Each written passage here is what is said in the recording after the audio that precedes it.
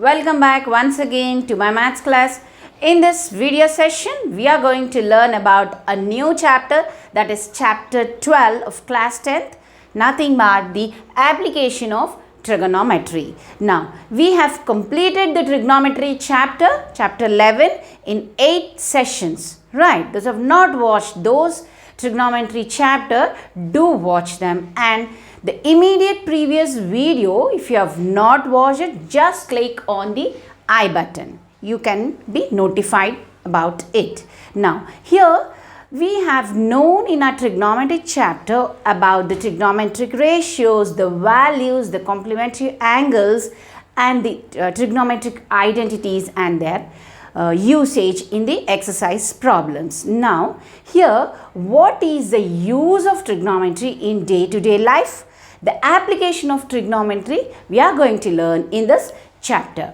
Okay, now here I'll quickly start the chapter by just as we have recently known about the trigonometric ratios. I don't know, no need of recapping. Okay, so I'll start the application of trigonometry in this chapter. Now, here when you see a tall buildings or the Mount Everest, how did we get the height of the Mount Everest or any tall building? Now, how do we measure the height of that building? Right, with the application of trigonometry, we can easily find out the height of the buildings. Now, if you want to find the height of the building, we don't need to go to the top of the building and drop a rope there and measure it. That is practically impossible and it is very difficult, isn't it? But by simply applying the trigonometry, the knowledge of trigonometry, we can easily find out the heights and the distances, right?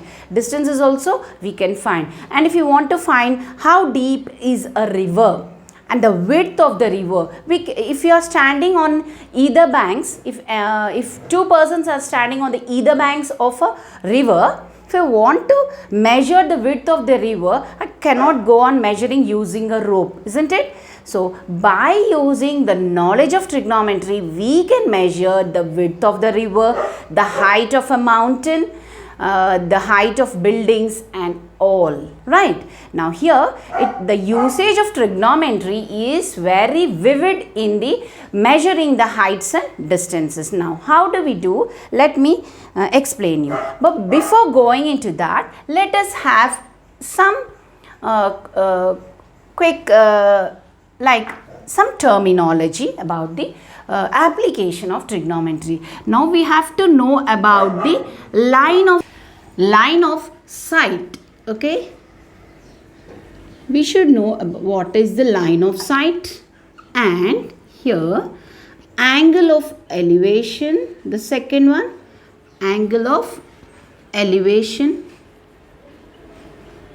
and the third point is angle of depression. So, if we know these terminology, it will be easy for us to understand the application of trigonometry. Now, what are these? Line of sight, angle of elevation and angle of depression. I'll tell you what are these. Now, I told you the usage of the trigonometry is just to measure the height. Okay, if there is a tall palm tree, I want to measure the height of the palm tree.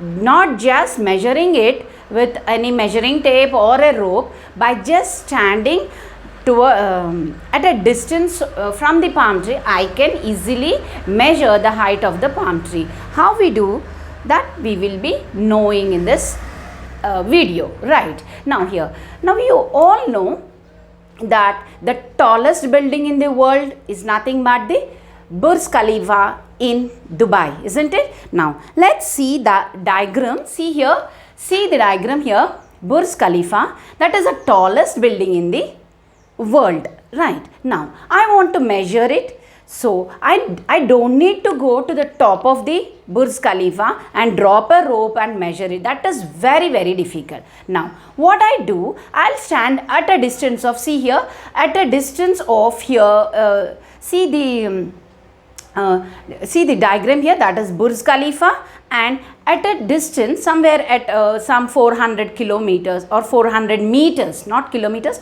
just meters, 400 meters apart, I will be observing the top of the Burj Khalifa. Okay, right. If I observe the top of the Burj Khalifa, now my eyesight, from my eyesight to the top of the building, here there will be an angle formed, isn't it? See, the angle that formed is theta here. In this diagram, if you see the theta. Now this theta is nothing but the angle of elevation, because I am standing here, I am standing at a point O and observing the top of the building, isn't it? So from here I am observing towards the top, that means to the upper part. So some elevation, the angle is been elevated, isn't it? So that comes to be known as the angle of elevation, that is theta, if you consider that. Right. Now the height, now here if you see the height of that, how do we get that height? Let us think that height as some x meters. Now I am at a distance of 400 meters, right? So, and what is the line of sight here? Now the line of sight here is from O, I am standing at O here, I am looking at the top. So this O to their top B, okay, OB is the line of sight. Okay, here this is called as line of sight. Line of sight is nothing but where the observer is there, from where you are observing to the top, that line is called as a line of sight. Okay, now and we have to consider from where we are standing, now that point of observation, where the height of the person is negligible. Okay, we should not take, for our mathematical convenience, we should not take the height of the person. Now the point of observation where the eyesight, from there if you draw a horizontal line, see here the horizontal line here is OA. OA is a horizontal line, that is nothing but from the foot of Burj Khalifa to the point of observation. So that is the horizontal line. We have to consider that as a horizontal line. And now we know what is the line of sight, what is the angle of elevation. Angle of elevation is nothing but from the point of observation, when you see an object or to the top of a building above, the angle formed is called as the angle of elevation. Now here you clearly understood this, and now also see that Burj Khalifa is vertical, isn't it? That is the tallest building which is vertical, erect, isn't it? To the earth, right? It is perpendicular to the base, isn't it? So there the angle formed is nothing but the right angle, 90 degrees, because the building is erect, vertical to the base, isn't it? So the angle formed is 90 degrees. We know that angle, and if you know this angle, now how do we measure this angle? Theta, that is the angle of elevation. Now by using the surveying instruments and also by using the clinometer, it is also called as a clinometer. Using the clinometer from the point of observation, if you keep your eyesight and see it, that angle is being easily measured using clinometer or the surveying instruments. You can easily find out the angle of elevation, and the line of sight is just the, for us, if you consider it, that is the right angle triangle, the line of sight here is, that line is nothing but the hypotenuse, the opposite side to the perpendicular, the right angle, right? Now easily using the trigonometric ratios, we can find out the height. Height is nothing but from the angle of elevation, it is the opposite side, isn't it? Now how do we find the opposite side? Easily by using the trigonometric ratio, that is tan theta. If you know I told that I am standing at a 400 meters distance. So that is the adjacent side. Now I can easily find out the opposite side, which is the height of the Burj Khalifa, right? Like this we can find the height of any building simply using the trigonometric values. Now I'll give you another example. See here, see the second diagram here. In the second diagram, this is a tower that is nothing but the one of the wonders of the world, that is a leaning tower of Pisa. The tower is not erect, the tower is somewhat leaned, isn't it? The leaning tower of Pisa. Now, to measure the leaning tower of Pisa, it is very difficult using the trigonometry, because that leaning tower of Pisa is not making an angle of 90 degrees with the base. It is not erect, it is not vertical to the base, isn't it? So, in this case, there is no right angle formed, so we cannot use the principles of trigonometry and find the height of the leaning tower of Pisa. Okay, that is the second diagram. And now see this third diagram here. See the third diagram. Now, here there is a building, a normal building.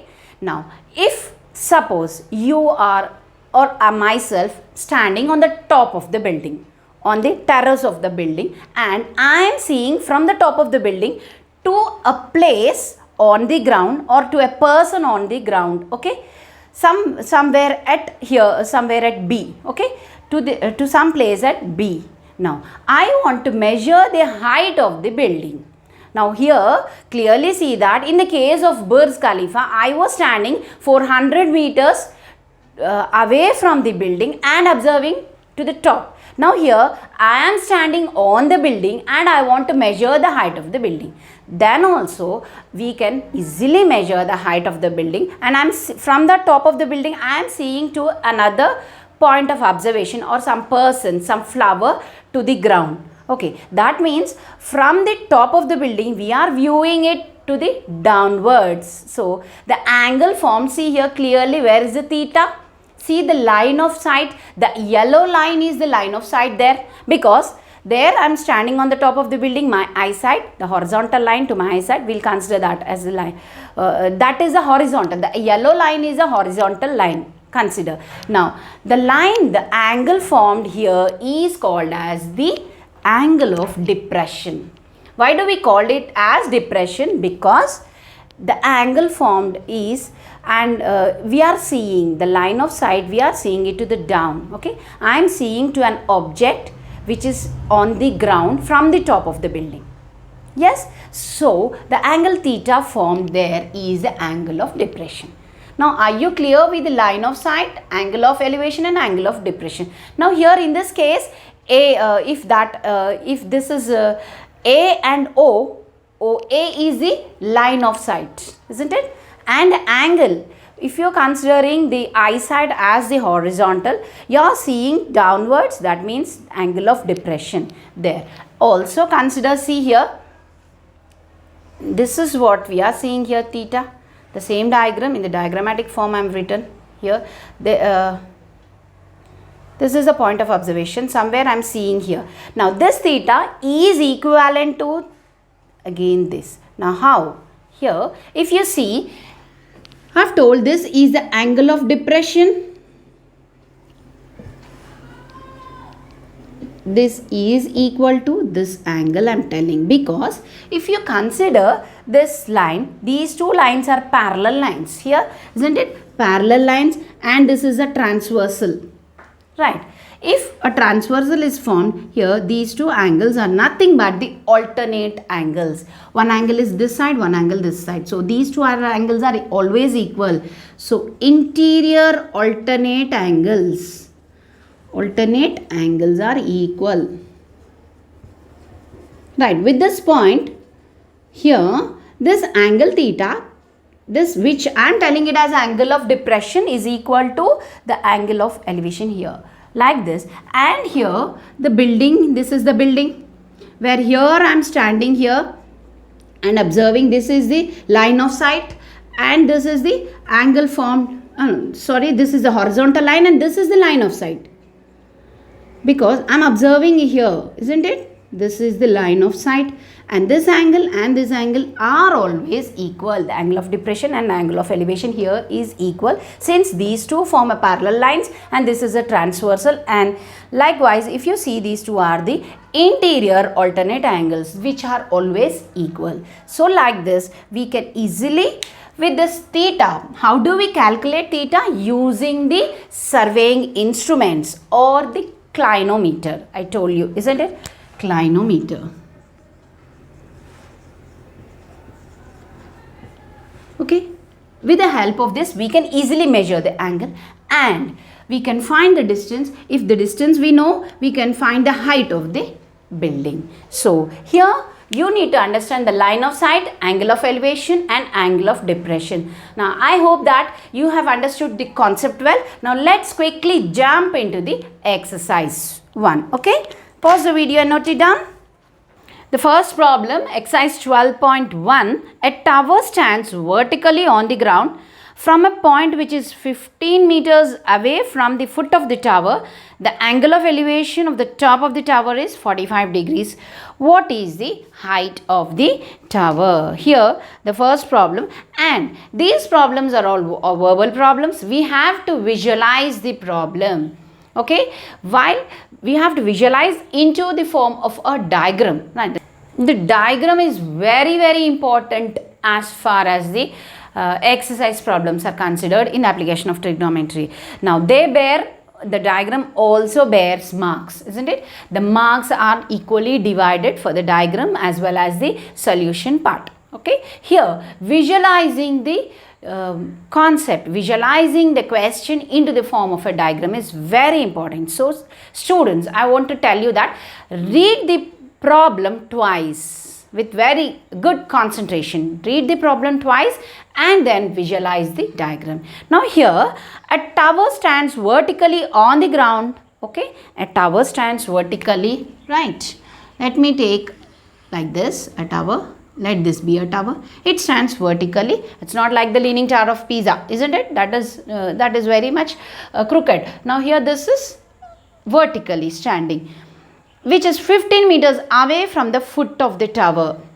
From a point 15 meters away from, see, let me this be the point, 15 meters away from the foot of the tower. This is the foot of the tower. Let me suppose this A and B. I'm naming this as the AB is the tower. Okay, from the foot of the tower 15 meters away.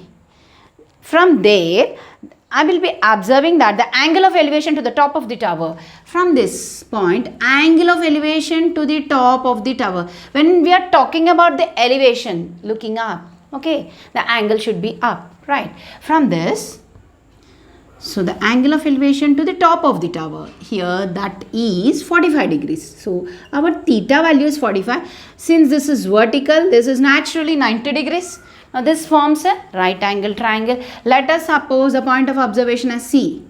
15 meters away, let this be C or some other thing. So BC is 15 meters, we know. And when we consider this as a right angle triangle, AB is the height of the tower, BC is the distance where the point of observation, and AC is the line of sight, because we are seeing to the top of the tower, the line of sight. Okay, you understood this? This line of sight is nothing but the hypotenuse, right? Here, and what we have to find, what is the height of the tower? We need to find this height. Let this be H. H is how much we have to find. Now, what information is given in the question, in the verbal problem, we have noted down in the form of a diagram. Now we have to solve it using the trigonometry. We all know the trigonometric ratios. Which ratio of trigonometry we have to use, that we have to consider. See here what is given and what has to be known. Now given is here, as far as this is a right angle triangle, now BC is the adjacent side, AB is the opposite side, and theta is 45 degrees, right? Now here AC is the hypotenuse. All this information we know, and we are not considering this hypotenuse. We don't need it. We want the height. That means the height is nothing but the opposite side. So opposite side I have to find. I know only the adjacent side and the theta. So the information given is adjacent side I know and theta value, that is 45 degrees I know. So I have to find the opposite side. Here clearly out of sine, cos, tan, okay, out of sine, cos, tan, which we have to use, we have to see. See, when you consider sine, right, sine is opposite to hypotenuse, okay. Here we don't know both of them, so we should not use sine value. And if you want to use cos, cos is adjacent by hypotenuse, and I don't want this value, okay, this is not asked. isn't it? So we should not use cos. Now see the tan value, tan ratio. Tan is nothing but opposite by adjacent. Okay, and also I know the theta value. So opposite value I can clearly find out by tan. So choosing the trigonometric ratio is also an important part. Okay, now here in triangle ABC, right, tan 45 degrees is equal to, now tan 45 degrees is equal to, what is the tan ratio? Opposite side to 45 degrees by adjacent side to 45 degrees, right? Okay, that is the tan, isn't it? And also we know that ratios, the values, isn't it? If you don't know any value, just bring that value into the form of sine values. Then you can easily convert them into the tan values. That is one method. Another method I have told you in the previous sessions. Those have not watched that trigonometric values session, that video, just go through the video. The easy method how to jot down the trigonometric values I have told you. Okay, by that the tan 45 degrees is nothing but 1. Okay, now opposite side to 45 is the height of my tower. Okay, the opposite side is h, I am considering that as h, and the adjacent side is 15 meters, isn't it? Now just cross multiply 15 into 1, 15. So the height is nothing but 15 meters simply. Therefore height of the tower is equal to 15 meters. So very simply we could find the height of the tower by just not going on to the top of the tower and measuring with a rope or any measuring instrument. We could easily find, staying on at a distance of 15 meters, I could easily find out the height of the tower. So by making use of the trigonometry. Quickly pause the video and note it down. And one more thing, students, here, now likewise visualizing the diagram from the verbal problem and choosing the trigonometric ratios. Those two are the important parts for this application of trigonometry. With this, I will end the class for today. In the next session, we will be continuing the exercise 12.1 problems. Hope you have understood the concept well. Thank you all.